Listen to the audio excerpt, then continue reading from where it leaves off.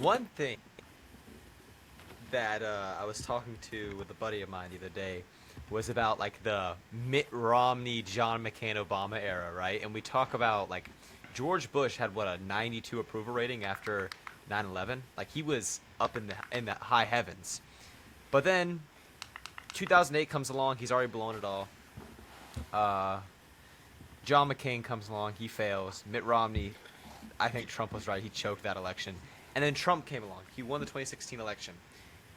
Going up to 2024, Trump winning the election was like the most insane thing because the Republicans could have made it to where they would probably be in office for another 16 years if they just would have done the right things. And they blew that. What do you think the Republicans could have done to keep that very safe majority for the next how many years? It's man, they really did blow it. You're talking about Mitt Romney. I remember as a young man being really excited about Mitt Romney. Now I know I've seen who he really is. Sort of these milquetoast politicians. But I think what the Republican Party did is like, well, I mean, as soon as they got into power this election cycle, we saw that they just flipped a 180 and did whatever. Like, I mean, I think Minnesota's the greatest example, right? Trump, he's the sort of guy that he'll just say whatever in his immediate best interest to win, right? And so during the 2024 election, it was mass deportations. We're going to deport millions. Millions are going to get deported. But as soon as any little tiny public, like bad public image happens in the media, like in Minnesota, right, that lady gets killed, all of a sudden Trump flips and does a 180 because he's afraid of the bad press. And so I think that's where he's really blown it, is like not standing his ground on the issues that got him elected in the first place. I was talking to Gunther Fellinger about this, and we talked about how Trump only likes being on the side of the winner. So he's not going to commit to the Iran war if he doesn't think we're absolutely winning, and he's not going to commit to Ukraine unless he thinks Ukraine's going to win. Like we saw at the beginning of the war, he was pro-Ukraine. And then Russia started winning. He's like, oh, ditch Ukraine, focus on it. Like J.D. Vance literally said it. We need to drop Ukraine for Israel. And now Trump meets up with Zelensky again. Relations are great. He's letting them produce the Patriot missile systems. So again, he flip-flops based on what can make him look the greatest. And again, the mass deportations, the majority of the country supports it. So if you want the majority of the country to support it, keep running with it. And I think the best thing that could have happened was getting Kristi Noem out of there, because spending billions of dollars on ads is not good. That's not good for the public. That's not good for ICE. We've obviously seen the arrests go up since Mullen got in. I think Mullen is much better for the job. I think Definitely. you got to do it under the radar, dude. Like us going out and yeah, it was cool for like a few months when like Nick Shirley was going out in the crowds of like anti-ICE protesters, and like we would watch videos of ICE agents just dragging people out of their homes. It was like based. But then it got to a point where it was like these ICE officers cannot do their job because they're being followed by leftists. Because the right, you got to blame the right for this, honestly, because they put it way out into the limelight. Hey, guys, look what we're doing. Let's just film everything and show everyone what we're doing. The left doesn't want that. So do you think we're going to keep seeing deportations go up? Obviously, I had that one report, like 10,000 arrests in a week. Do you think deportations are going to keep going up, that we keep it on the low radar?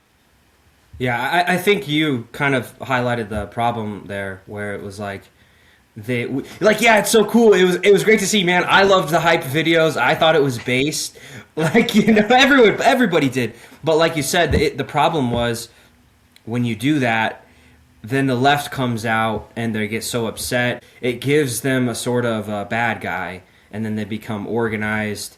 And then, like, I've seen that here in my state of Utah. There's this group of people, and I follow them on Instagram.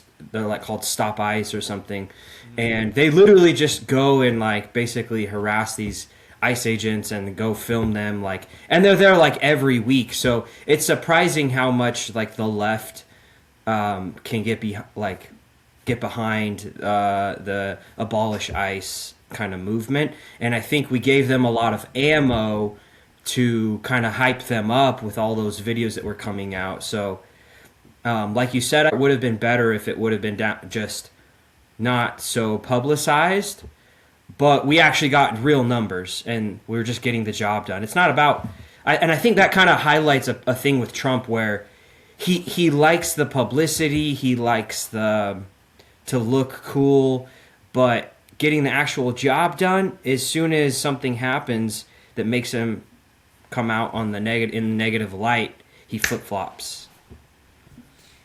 And that goes for people who are loyal to him. If they do something, instead of backing them up, he'll just drop them in the grease. But then he continues to back people up like Lindsey Graham. You know what I'm saying? And like, Yeah. props to Lindsey Graham. I appreciate his work in Ukraine, working with Zelensky, because I also have flip-flopped on the Russia-Ukraine situation. I was pro-Ukraine, then pro-Russia, and now I'm back to Ukraine. And I think that what we see with someone like Lindsey Graham, are we really going to back this guy up? Is this what the MAGA conservative base trad new right wing of America is? Where we're going to back someone like Lindsey Graham? Have you ever heard his prostitution story? A little bit, but rehash it for me. Oh, dude, this is disgusting. Trigger warning. Oh, gosh, this is so bad. He would hire a prostitute to play with the moles on his backside. And he would pay the women extra money to call them his ladybugs. Oh my gosh! Disgusting yes. human, seriously. I mean, like, Seriously. he's a disgusting human. But that's Where does that story come from? Years ago. Yeah. Okay. I remember hearing about it, but like, just kind of rumor. Like, I don't even mind the fact of him getting like a prostitute, even though I don't support prostitution. That's not like what I'm like disgusted by. If the guy is gonna go sleep with a woman, he's gonna sleep with a woman. You know what I'm saying? What are you gonna do about it? But the escalation of it is just like, you gotta playing with your moles. Like, what does that even mean, dude? It's just a disgusting human. I don't like Lindsey Graham. Yeah, I've never liked him. But let's talk about John McCain a little bit. Have you ever? I watched a documentary on John McCain to where he lied about most of his military service. Like, this dude was actually a piece of garbage. Like, in America, we kind of have this problem of like, always honor the veterans, and it's like, I understand that we should really respect the people who fought for the good side, but we shouldn't honor people like John McCain who were like, I was captured in a tunnel in North Vietnam, and the Iraqis and Russia. When really, none of that happened. He was treated like a king in prison. He was a piece of garbage. What do you think a McCain presidency would have looked like in 2008?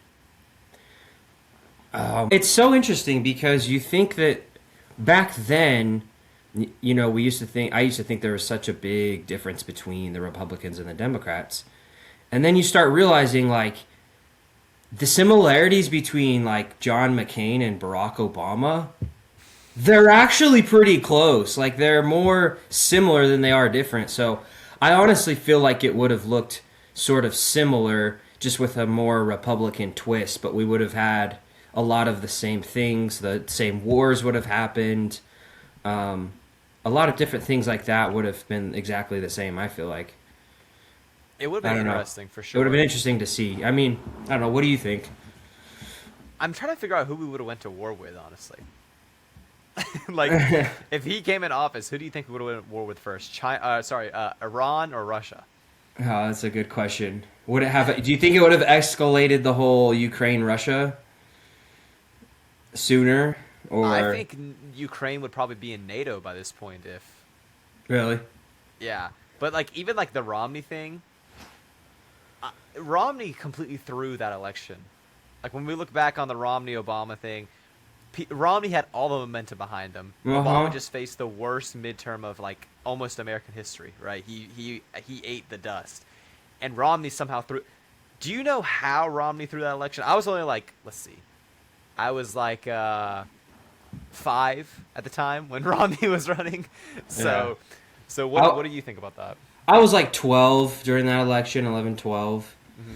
And so I remember being really excited because also, you know, Mitt Romney is a part of my LDS community. Yeah. But now the point I'm at, you know, I'm like, he's the problem. Like, Mitt Romney was the entire problem with the Republican Party.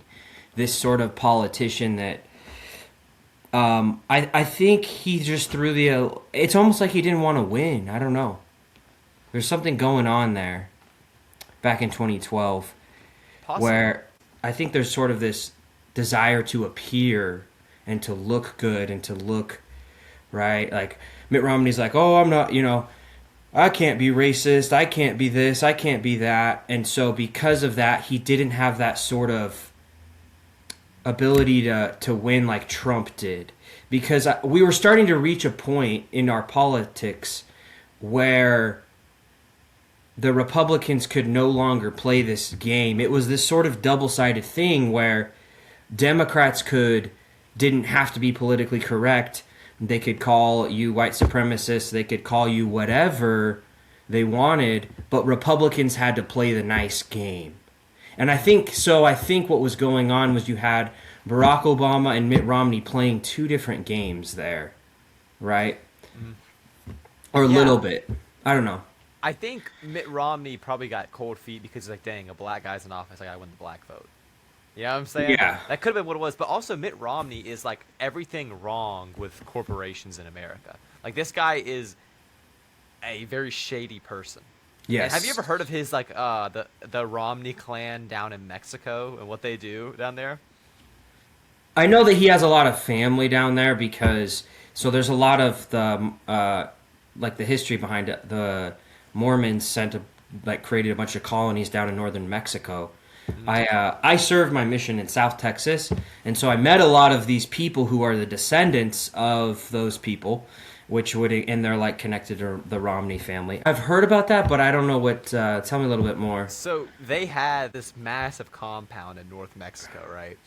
And pretty much they arm themselves to the teeth. And they have some sort of law that allows them to have a lot of weapons down there. And the Mormons from across America will sometimes go down there to help build up the compounds, and also supply them more guns.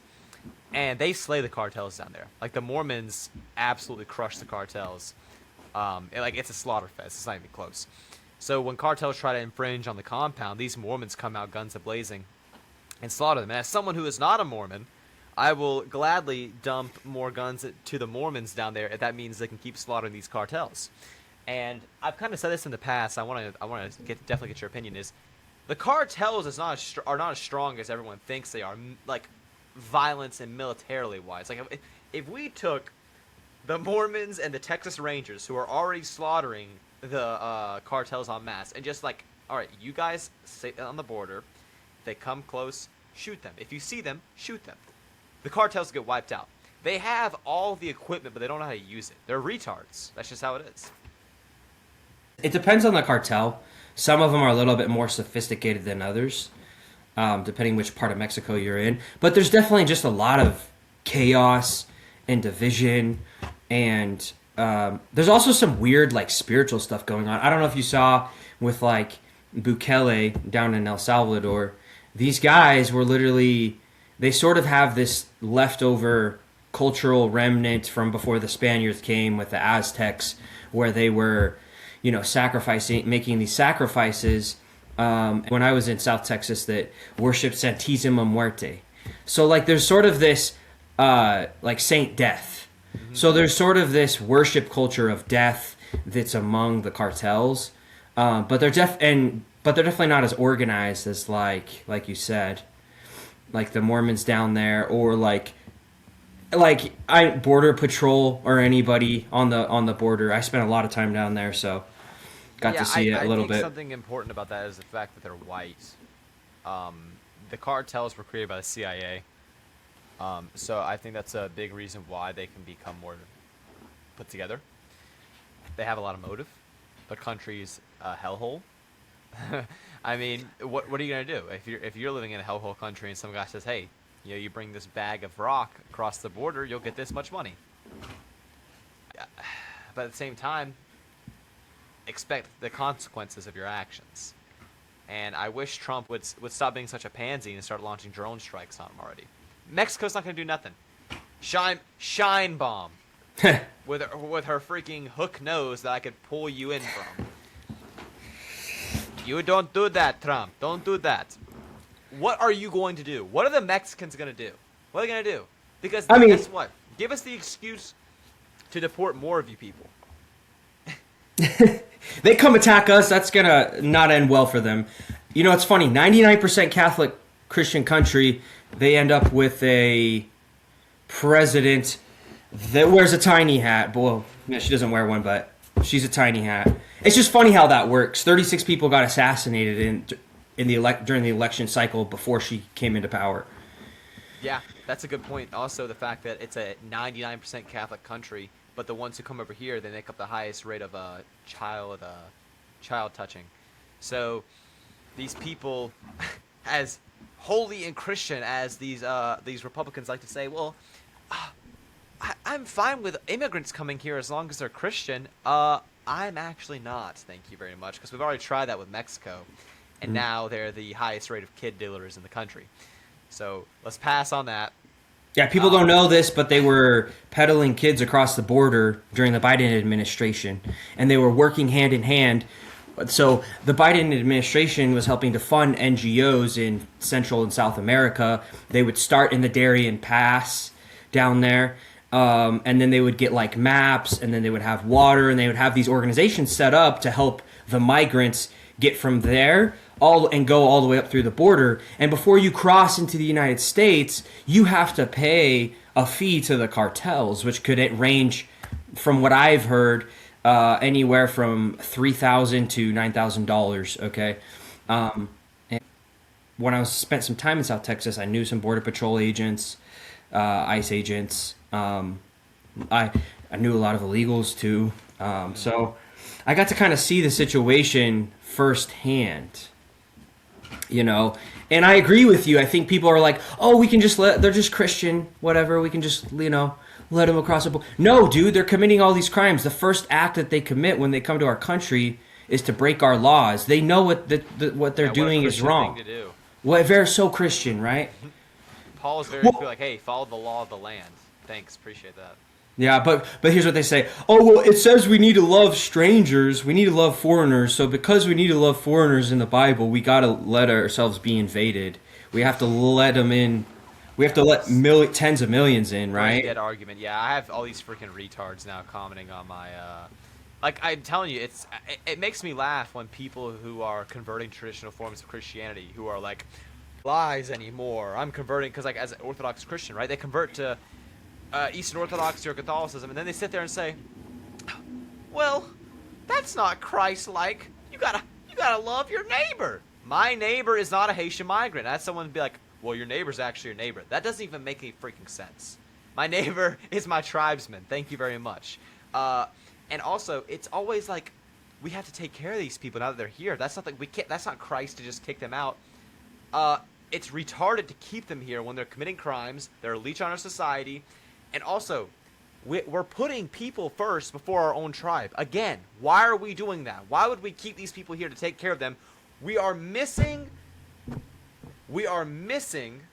the point of taking care of our people if we are taking care of other tribes. That's how that works. These people don't have our best interest in mind. And it is absolutely brain-dead retard. You are a brain-dead retard, and you should be put in a mental home or just dumped in a ditch somewhere. If you genuinely think that you're going to take some Haitian migrant who just got done eating his family off the island, and now he's coming here to eat some cats and dogs, and you're going to go, if I just give you a hug and tell you about the gospel, you'll convert, buddy. He's going to look at you, he's going to go, and he'll just kill you. He'll kill you. These people are violent. They don't know how to live in our society. We're too advanced for them, and we need to kick them out. Let them manifest their destiny however way they want to in their own country. I don't care if Haitians are eating each other in Haiti. Let them put a warlord in named Barbecue where he's eating people. That's a legitimate thing, by the way. Let them do that. I don't care. That's their problem. Let them do that. But when you come over here, we say who stays here and who doesn't stay here. We say who is an American, who is not American. I don't care if you've been here for 4 generations. Don't care a bit. What does that matter to me? Because this country was made for people like me and you. Not Juan Sancho and from Haiti and Panjit Patel and whoever. This was made for you and me. So we say who stays here and who doesn't. I don't care what pearl clutching people could. Oh, think of the migrants. I don't want to think of the migrants. I don't even want to see the migrants. Let them go back home to their place. And that's why I'm going to actually praise the Mormon community here a little bit. Their birth rates are very high.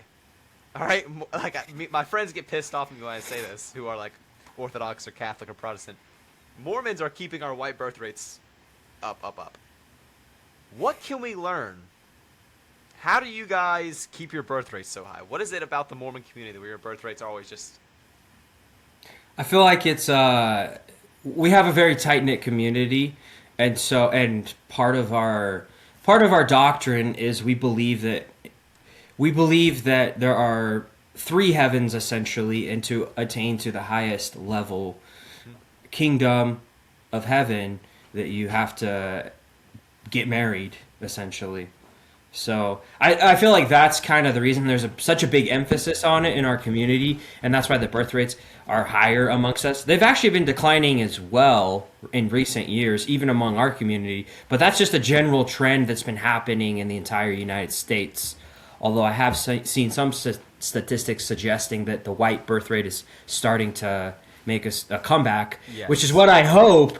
I really hope to see, because we really need it, and our people are going extinct. There's a quote from Joseph Goebbels. He says, "My neighbor is my blood and ethnic comrade. If I love him, I must hate his enemy." Right? And I don't think that the people that are coming here are our friends. They're not. They are here to set up their own communities, and I've seen this. They set up their own communities. They don't learn English, okay? The first act they do is to disregard our laws. They live off of our welfare system, right? And so nothing that they do is in the best interest of Americans, of you and I, that have a common heritage. In my community, we do a lot of family history. It's a really big, important part of our culture. And you and I probably have a common ancestor that goes back to the founding of this country in the 16 or 1700s. When did your ancestors get here? Some of them, there are a few of them that got here on the Mayflower. Some of them, the majority of them kind of got here in the 1700s, early 1700s. Yeah, mine were just before the Revolution, around 1761, something like that. It was pretty early on, and I see that because we have stock here, right? Are your ancestors Anglo-Saxon? Yeah, the majority Anglo-Saxon. I got a little German, but Well, there we mostly go. Anglo. See, and it's just that simple, because you and I, even if my ancestors were from France, right? That's the cool thing about America, is the diversity amongst the Europeans who came here and our descendants now. We can all get along, right? Someone who's a descendant from Italians or French people or British people or Germans, it's now us, and now we can get along. My dad's side has a lot of French in it. My mom's is Anglo-Saxon. So we can now get... That diversity is our strength. We have a new land where the greatest people to ever walk the earth, the European race, decided to flock to a country, mix together, and create a super nation of people. So now that is us, and we cannot let that fall. So what do you think about that? Do you think diversity amongst the Europeans, their descendants, is a strength? I think we're a very diverse people. I mean, you just look at the history of our continent, of Europe, how many different little tiny countries there are, and we've always been like fighting each other. That's our whole history, is like we fight each other in different wars all throughout history, in this grand struggle for power.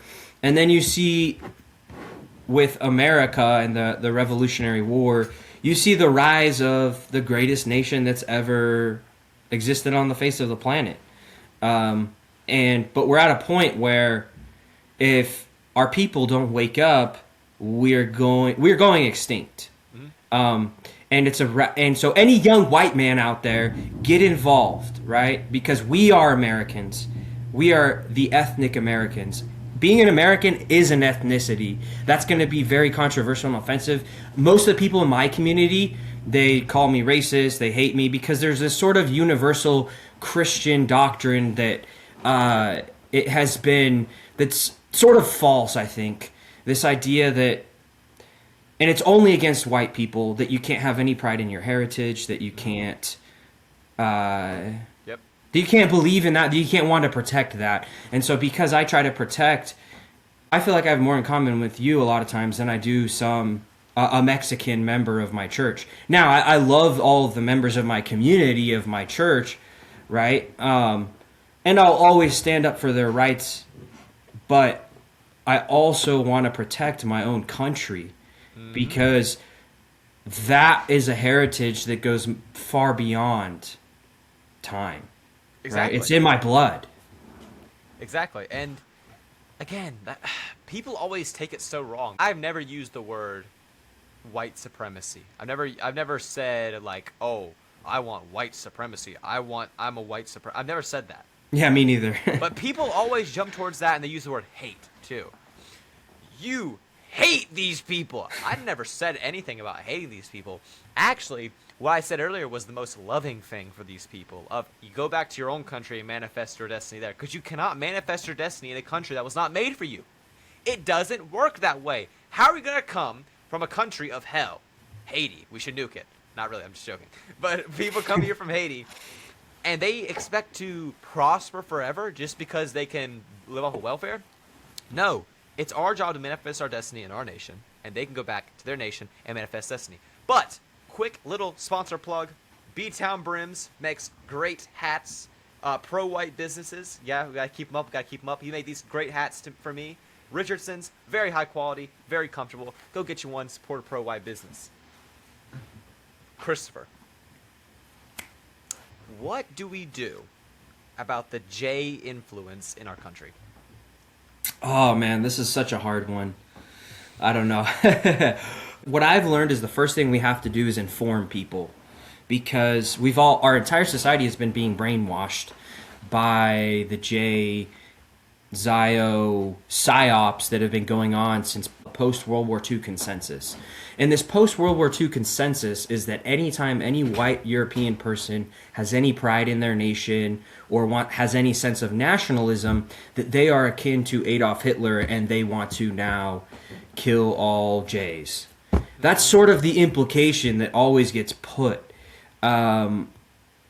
And so the first thing we have to do is start informing people about history. And this is why a lot of times I've talked about it on my page, is because when people really start to understand true history, not the lies that we were fed in school, right? Like, for example, a lot of people don't know this, Robert Maxwell, who is Ghislaine Maxwell's father, was one of the most prolific spies in Israeli history, and he was a co-owner of McGraw-Hill, which is a textbook company. Those are the textbooks I read in school.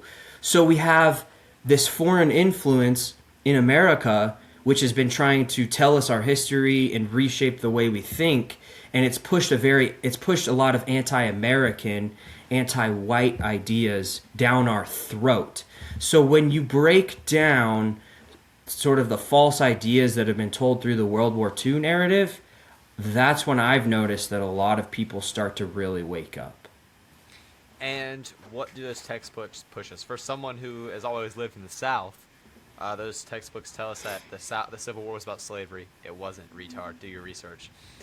They tell us that Abraham Lincoln was a great person. He really was not a great person. It tells us that white people are very bad and the Civil Rights era good, when the Civil Rights era was the destruction of any type of way we could pay for race relations in the U.S. It was absolutely horrible. Who led the Civil Rights movement? I wonder who really pushed for that stuff. So, and also that only the evil racists were against desegregation. Well, that's not even true at all. There was a good chunk of black people in Alabama who were very for segregation.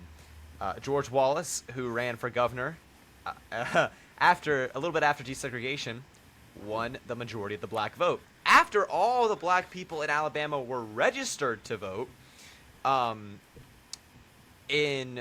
Wallace's terms were up, Wallace's wife ran.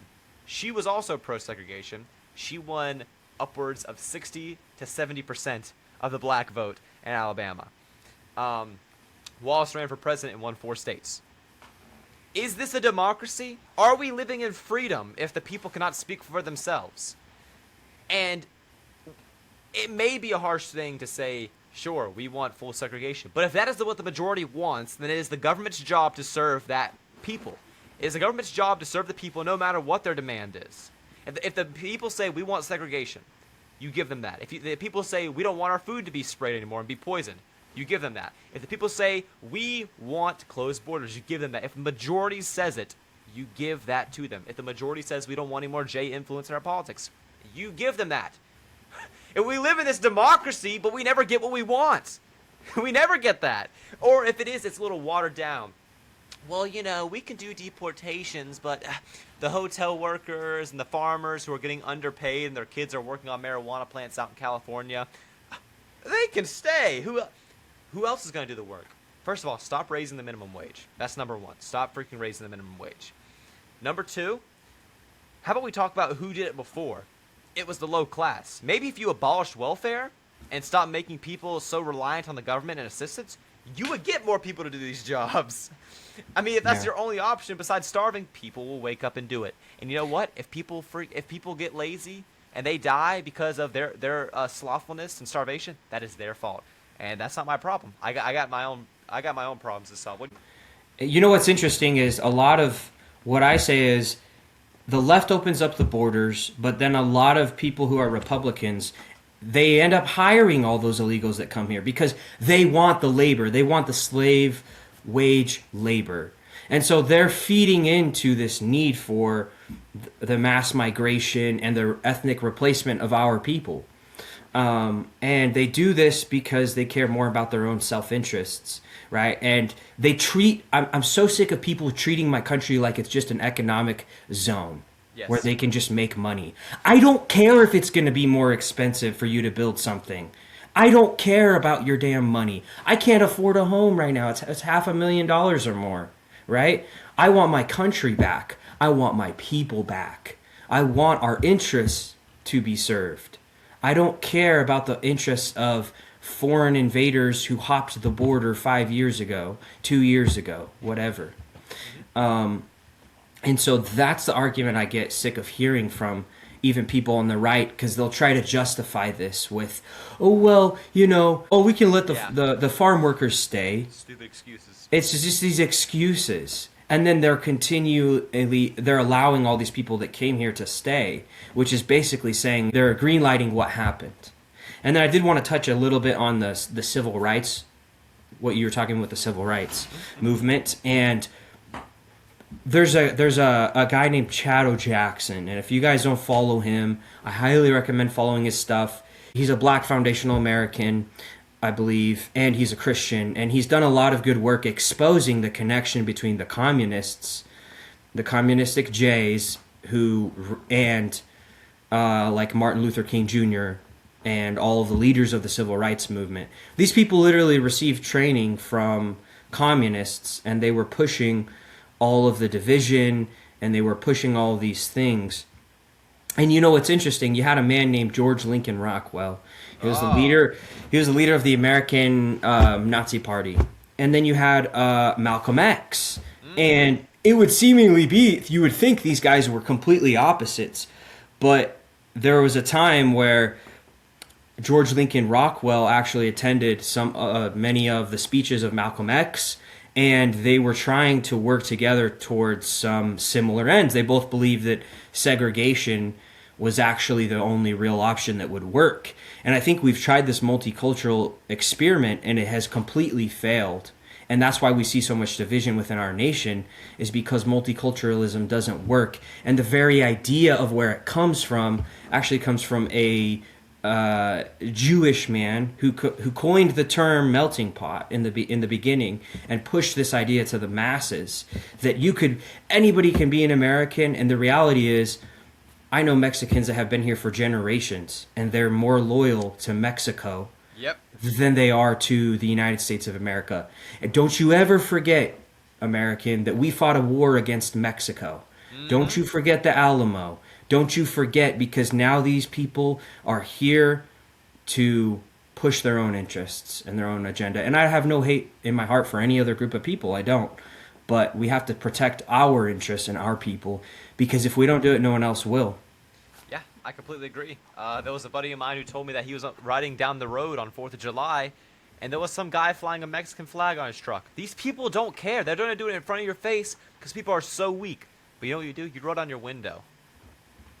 And you just say something to that person. Just say something to that person. But I want to cover a few things that you said there. So we talked about hiring illegals, these Republicans. A couple months ago, I watched the 2008 Republican debate, the first one they had. I was bored, so I watched it. And one thing they talked about was actually illegal immigration. At the time, they said we had 8 million illegals in the country in 2008. So imagine what that number is now. But one thing that Romney got pressed on is he was even hiring illegals at his house in Utah to work on their garden, on his garden. He got pressed on that, and he had him hired. So the Rockwell Malcolm X thing as well is Rockwell donated to Malcolm X's campaign, and vice versa. Also, Rockwell and his stormtroopers protested Malcolm X's arrest. Like, that is the type of racial unity I see possible. Is you work with your tribe to get them in order, I work with my tribe to get in order, and eventually when we cross paths, we shake hands and we do what's best for both of our people and not fight and make it worse for everyone else. You know what I'm saying? Yeah, I wanted to... Violence in the street does not help. Yeah. I wanted to ask you about that, because right now what's happening is our generation of Americans is waking up to who we really are. Yep. The collective consciousness is waking up. Like, I saw you talk to Frojax. Shout out to Frojax. Huge fan. I feel like those guys came out of nowhere, but then they've sort of become these, Aryan heroes to help the cause of our people.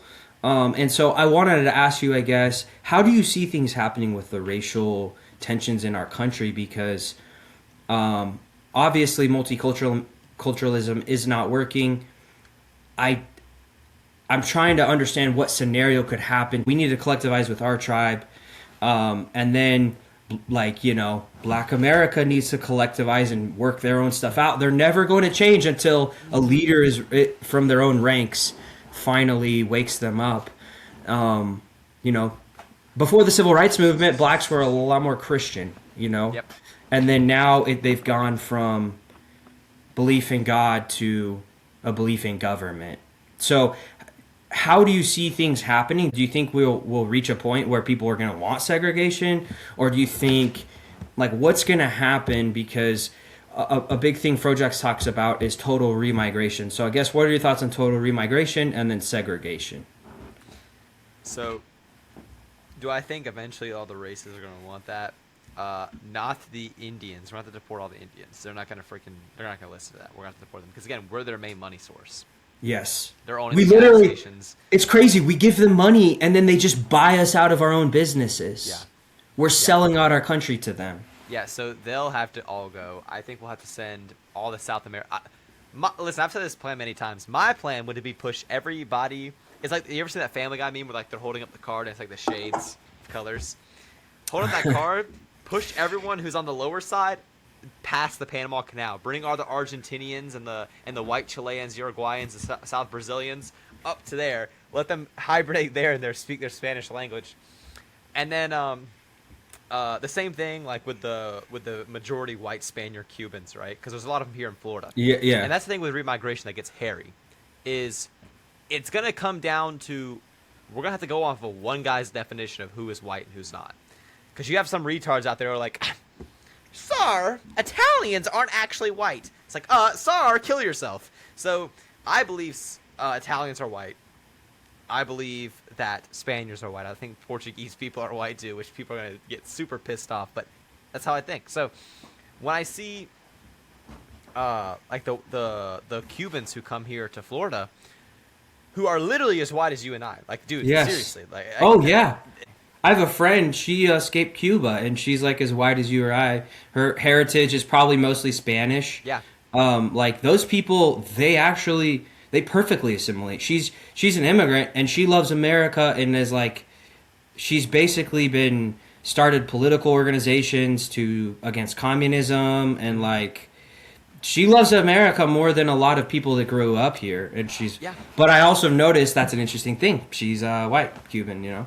Well. So and that's the thing is, the white Spaniards can assimilate to our way of life. If you have some like dark Havana, whatever, coming across the sea to get to us, right? That's not gonna work. They're not gonna be able to assimilate. But I will say again, it's gonna come down to one guy's definition of who's white and who's not with the remigration. That's why I think it gets kind of hairy.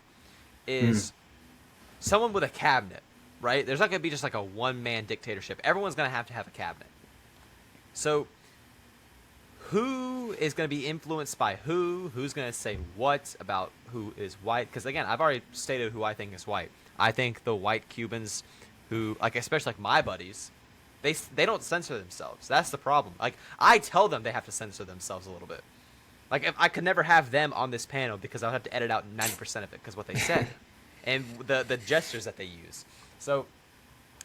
Again, these people, I think they're white. They don't speak any Spanish. They purposely don't. Like, my buddy told me he hates speaking Spanish. He's like, we're in America. So, Yeah. I respect that a lot. He's white. He's a Yeah. Christian. He has very views like ours, so it's hard for me to sit there and be like, nah, I want to deport this guy because why he came from Cuba. I believe that people can come from Spain and be here. We owned Cuba at one time. I think we should own Cuba again. Right, Monroe Doctrine Yeah, style. I'm with you too. I feel like first, like we've got to get this foreign influence that keeps us fighting all these wars when we can't even protect our own border.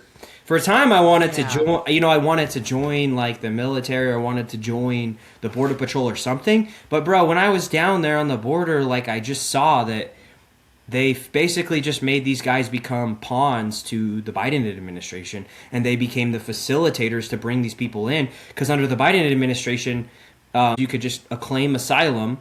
They would allow you into the United States of America and say, here's a court date, show up in 30 days. Well, they're already in the United States. Why would they go to the court if there's a chance they're not going to be given asylum? So all these millions of people were allowed into the country. Plus, you had the CBP One app where the Biden administration flew in like almost 1 million people. They were flying in. Yes, Haitians, people that rape our women, people that like steal and rob, and now these people are residing in our society. Yeah, it's disgraceful, man. And like I said, I want to kind of touch up on something you said because I think this also gets a little hairy with the whole like foreign wars thing. Is I don't think America's ever going to be in the spot where we're not going to have foreign wars because we are the imperial powerhouse of the world. And We're the new Rome. Yeah, and I've kind of come to this conclusion, and it sucks, right? But again, we put ourselves on this world stage. If we can establish ourselves again as the greatest people who ever walked the earth, the Americans, who descended from the greatest people who ever walked the earth, right? We made something greater out of it. Then we can be that world powerhouse. We can be almost like colonization a little bit. We can have our Philippines back. We can have our Cuba back. We could secure the Panama Canal and push every third worlder south of it, right? So I think stuff like that is possible because, again, we are the greatest people who ever walked the earth. It's just how it is, man. We're going to conquer it, and we're going to win in the end. Like you said, it's going to be hairy. It's going to be bad. And are people going to probably be decorating light poles eventually? Yeah, that's how it works. People are going to be tried for treason. And I hope it's a fat chunk of people who deserve it. You get the point. Yeah. I just hope for the best, for our country, because I do fear that we've been so complacent for so long. And then me personally, that was my waking up, was when I was a missionary for my church, and I was down on the border, and it was during COVID, so I was locked in. So I was feeling the effects of the sort of communistic style of stay in your house, wear a mask, while at the same time I was hearing about all these riots going on. And then I was seeing with my own eyes people swimming across the border. I was seeing with my own eyes helicopters above my apartment looking for illegal aliens crossing. I remember coming home one night. There's 10 of them right by my apartment complex, all in handcuffs. And so I'm really grateful for our Border Patrol. They do an amazing job. The problem is the leadership, that they're not given the resources, and ICE is not given the resources or the time or money or training. I think that's been a part of the problem that what we were talking about earlier, is these guys, they get maybe 50 days of training, is what Trump was doing. So they're making it easy to hire all these guys for ICE, versus like if you try to enter the Border Patrol, it's a year-long process to even get in. And they do a ton of like different things in training before you can become an officer. I don't know. What are your thoughts on that? I guess it's a little different because ICE, like, there's multiple jobs when it comes to, like, if you go, like, their apply thing for ICE, you can see that you can apply for being, like, a call taker, a guy on the ground, you know what I'm saying? A guy on the ground, you're most Okay, yeah, like, there's likely different something, jobs. right? Yeah. Border Patrol, you're freaking out there trying to fight cartels, right? You gotta have, like, a rifle. Right. You're aiming at Quantrill Santro's head, ready to blow his head off. Like there's a lot of pressure when it comes to that. Like, Right. I would argue you're like a part of the military at that point. Essentially, yes. Like you have to have like and you know what as well. When I was down there, they had a lot of people in the National Guard that were being stationed there. So they do work a lot with the military because there's cartels coming across, you know, and so they have to have a higher level of training. They do the patriot work. They're going the extra mile to defend our borders, and I appreciate that a lot. I wish our military would do that. I wish our Coast Guard would go out there. I mean, obviously our Coast Guard is defending from drugs. When you see those illegal aliens, you grab that. Who's your leader? My leader is Contele Kunte. Where's he at? This part in Haiti. And we just drone strike that place, dude. Just freaking drone strike it. All right, you see a little Mexican boy come across their border? You grab him. Where's your abuela at? She's back there. She's running the cartels? It's freaking 6,000 missiles. Just explode everything, bro. I'm telling you, no mercy for these people anymore. Those days are done. No, that's what needs to be done. They talk their language. Their language is savagery. All right, white people have this habit because we're so peaceful and cool and epic that we go to like the little crazy African tribe. We're like, hey, I know you have like 6 Gorgillion slaves, maybe 271,000 at best, and you're drinking out of the skulls of your enemies, but can we just hug it out and talk about the gospel? These people don't speak that language, okay? They speak savagery. They're not going to understand. So you have to kind of like... Violence, that's their language. We have to speak it, and if we don't speak it, they're going to harm us. And so how do we reverse this trend? Like, how do we actually get the mass deportations and like actually make it happen? Because to me, it's the single greatest threat and issue that, like, the biggest one to me, other than maybe the influence of the Jays in our government, because they're the ones that are like, even Charlie Kirk said it, are the funders of this sort of open borders, quasi-Marxist policy. Mm-hmm. I'll tell you this then. Do the exact opposite of what Jake Lang is doing. And let me go into this a little bit. So, Jake Lang, in theory, sounds good, right? Going out and protesting. But when you're like going up to a crowd of black people have failed, black fathers suck, Carmelo Anthony. It's like, dude, oh my goodness, stop. This is not helping. What you do, this is why I like Patriot Front and the Active Club so much. It's because they go out and they just put a sticker. And they just put a flyer, or they do a banner drop. If we start doing this in their neighborhoods, and we stop buying from the Indian gas stations, or, I'm not saying threaten them. Don't take what I'm saying is wrong. Don't threaten them. Walk them back. Where are you from? India. Which one's better, U.S. or India? India, sir. Obviously, going to say that. We should go back home. We got to make them feel uncomfortable in our society. Because they make us feel uncomfortable in our society with their high crime rates, with their enclaves, with their takeovers of towns. They make us feel uncomfortable, so we hit them right back, okay? So, and again, that's why, like, imagine you're a Indian living in a mostly Indian town, and all of a sudden you're walking down the road one day, and there's a sign or a big sticker or a flyer or whatever that says deport all foreign invaders, Patriot Front USA, or whatever. That would scare me. The same way it would make me feel uncomfortable if I was walking down my road and it said like, harm white people, or like send white people back to your Black Panthers. You know what I'm saying? Something that the Black Panthers put up, or whatever. Even though they're super Fed infiltrated now. Like the Black Panthers did something like that. I'd be like, that made me feel uncomfortable, would it not? So Yeah. you got to make these people not want to live here. We've opened arms them. Yeah. You don't open your arms. You raise your fists now. That's what you got to do. You raise your fists. Yes, I feel it is.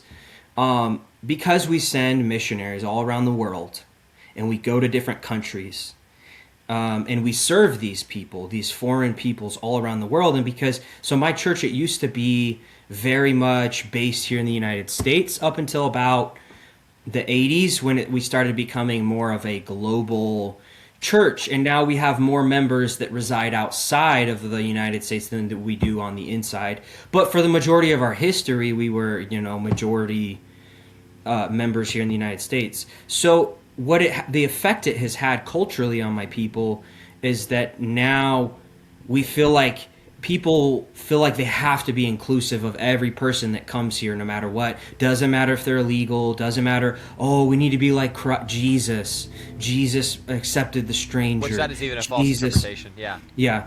And so my question then is like, how do we break through that sort of lie that's been propagated? And because I feel like if we could actually wake up the churches to what's going on, that would have a greater effect on our cause. It's actually pretty easy.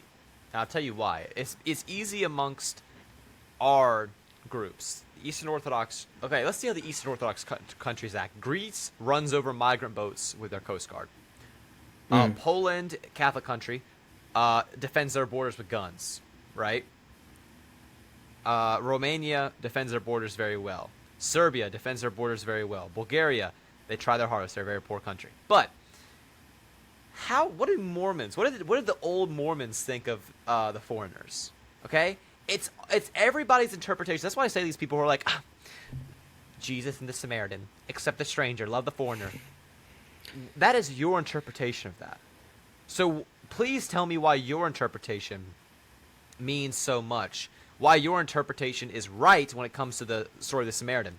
Because if I go back in the Eastern Orthodox Church and see what St. John of Chrysostom wrote about the big J's, eight homilies on it, and everything they were against. Or let's go to the Old Testament and read about how anti letting in foreigners in your land they were. So and obviously some tards go back, well, Christ came to crush the Old Testament. That's not even true. That's Protestant trash, right? Yep. Just because Christ came doesn't mean the entire Old Testament is just invalid. That doesn't make any sense. Yeah, I had somebody say that recently. I was like, I quoted Isaiah, and they were like, "Oh well, that's the Old Testament." I'm like, Jesus was quoting Isaiah, like he came to fulfill it, not just cast it all aside. Yeah. But so fulfilling the law. Well, if the law was not letting a bunch of foreigners in your land, and Christ came to fulfill the law, I wonder what the conclusion we can come up with then. It seems like we just need to tell better stories, and we need to do the groundwork to. We can't let people interpret it for themselves. That's why we have 50,000 Protestant denominations across the world. It's because all these retards grab a Bible. Let me turn to a random verse. This is my interpretation. This is what it is now. And whatever you want, like. Yeah, and then people end up becoming like the gods of their own church, right? Yeah. I'm the, you got to forget like David Koresh running around. you know who David Koresh is? Waco, Texas. You ever heard of Waco, Texas? Yeah. Yeah, so David Koresh was the leader of the Waco, Texas stuff, right? So gotcha. Okay. David Koresh running around, or that guy who was like getting who was like, here, take this drink, and to all of his followers, and turned it up. Like he was like the god of their group. Right. That's what you end up with. I get why people have opposition to LDS beliefs. Like, trust me, if I wasn't born into it, I would think the same thing. That sounds like a crazy story. But the one thing I can say is, like, we are a group of people that, like, we know our beliefs. If you look at the statistics, we read the Bible a lot more and study it a lot more than most other Christian denominations in America. I feel like I have so much more, like, in common with, the sort of Christian nationalist movement. And so I'm just trying to do my part to unite us, because there's so much division that like we need to unite on all of these issues. I agree. I agree, and that's why I don't say anything bad about Mormons. I don't think I have anyway. Maybe I make Yeah. jokes about people. I make jokes about everybody. Listen, if Yeah, you're no, on make this jokes, earth- like yeah, make if you're on fun this of earth, us, you're you know, getting like hated. Yeah. yeah. So it's like that's how I am. That's why when people call me racist, I hate on everyone equally. Okay, so everyone's getting a hit. Everyone's That's getting same a here. hit. So for me, I'm not gonna hate on Mormons. I'm not gonna hate on pagans because again, I've said in this past, and I don't know if you disagree with me. I would rather have a 50-50 America where it's Christians and pagans, where it's a white society, than a Indian, Middle Eastern, African, whatever country where it's all Christian. Because again, it comes down to the tribe. These people don't see that we would actually try and help them and put them first. They don't put us first in anything that they think. They're going to put their own tribe first, whether that be the Chinese, the Indians, the Africans, whoever. They're going to put themselves first. They're not going to put us first. It doesn't matter if they're Christian or not, dude. It does not matter. We got to put our tribes first because if we don't, like nobody else does. I do want to say one thing. I do consider myself, I say Mormon because that's my denomination, but, and a lot of people don't view me as Christian. I don't really care. You can think whatever you think about me. Personally, the most important aspect of my faith is my belief in Jesus Christ and the testimony of the 12 apostles. So that's the most foundational part of my faith. So I just wanted to make that clear.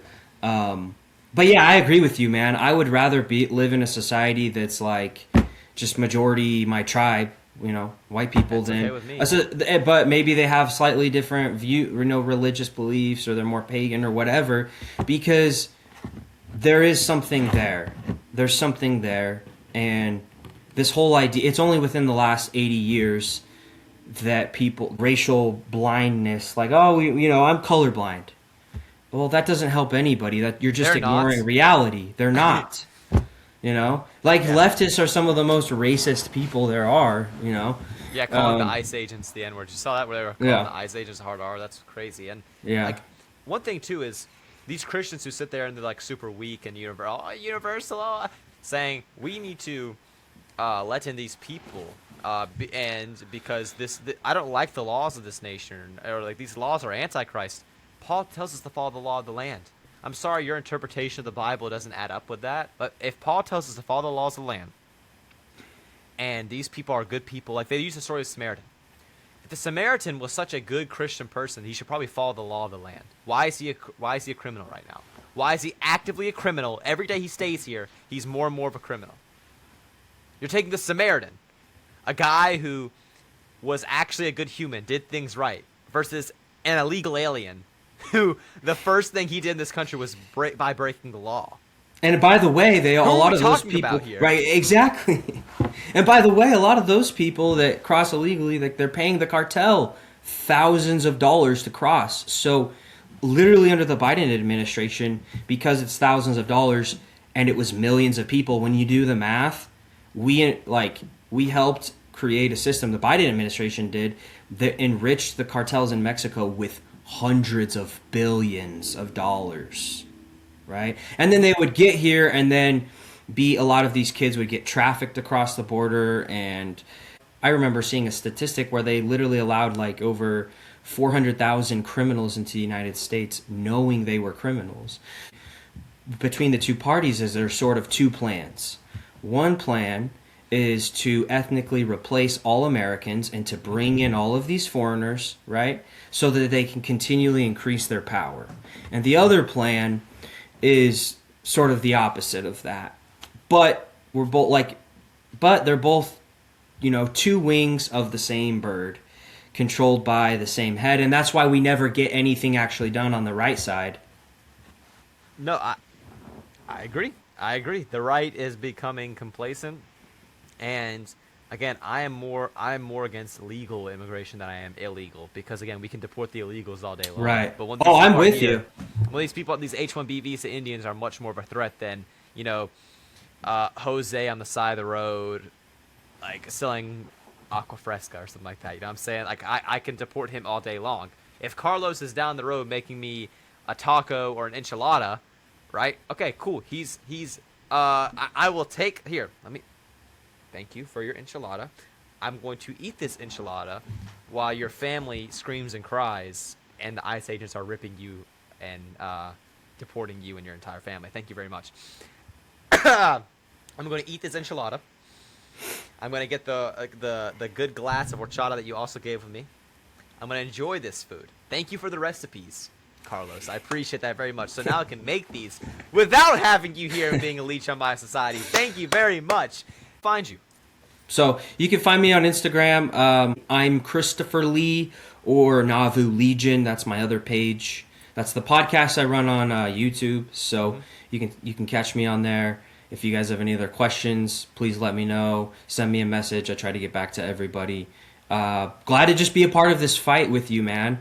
I'm so great. Like, it's been so great, like, seeing like you and so many other people reach out to me, and to know that there's so many young white American patriots.